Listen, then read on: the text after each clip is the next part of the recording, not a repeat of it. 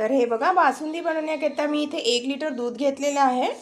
हे दूध छान आपल्याला आटवून घ्यायचं आहे, म्हणजे 1 लिटर दुधाचं आपल्याला 3 पाव दूध करायचं आहे। तर आपण हे मीडियम फ्लेमवर छान आटवून घेऊया आणि दूध आटत आहे तेव्हापर्यंत आपण बासुंदीचा मसाला रेडी करून घेऊया। तर हे बघा, आता आपलं दूध गरम होत आहे तेव्हापर्यंत आपण बासुंदीचा मसाला तयार करून घेऊया। तर इथे मी ड्रायफ्रूट्स घेतले आहेत, बदाम घेतले आहेत, काजू, पिस्ता, अक्रोड आणि किशमिश घेतली आहे आणि अर्धा कटोरी मी इथे खोबरा किस घेतलेला आहे, थोडी इलायचीची पूड आहे आणि मी इथे 1 लिटर दूध घेतलेलं आहे, त्या प्रमाणात मी अर्धा कटोरी साखर घेतलेली आहे। तुम्ही किती क्वांटिटीमध्ये बासुंदी करता त्या प्रमाणात ड्रायफ्रूट्स घ्या।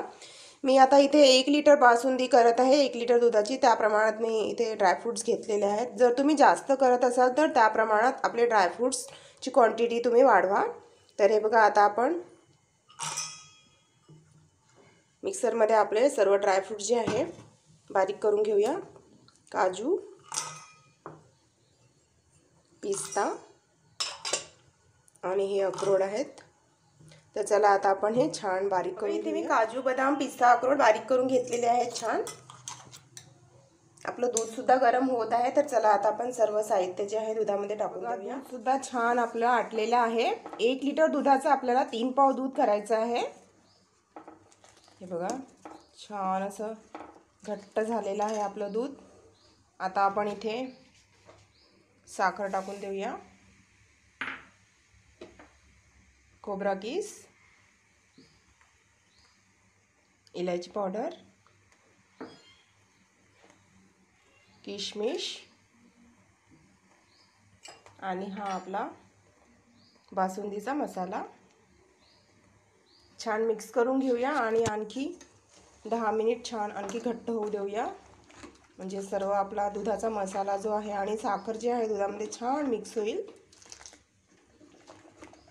तर हे बघा, अगदी सिंपल आहे ही बासुंदी बनवणं, तुम्ही नक्की ट्राय करून बघा। आणि व्हिडिओ पूर्ण बघितल्याबद्दल खूप खूप धन्यवाद। आणि जर तुम्ही माझ्या चॅनलवर नवीन असाल तर प्लीज सबस्क्राईब करा, सपोर्ट करा।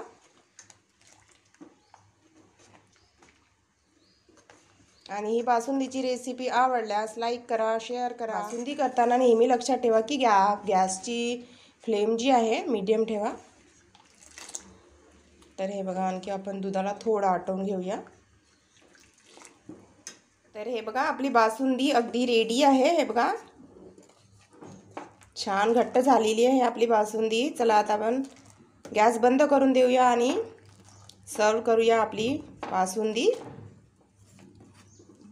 बघा, आपली बासुंदी थोडी थंडी झालेली आहे, तर आता आपण ग्लासमध्ये सर्व करूया आपली बासुंदी। तर नक्की बनवा छान हेल्दी आणि टेस्टी बासुंदी। हे बघा,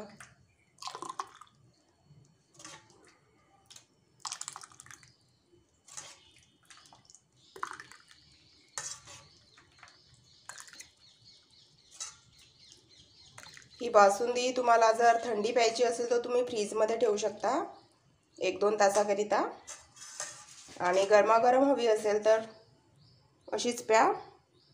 हे बघा,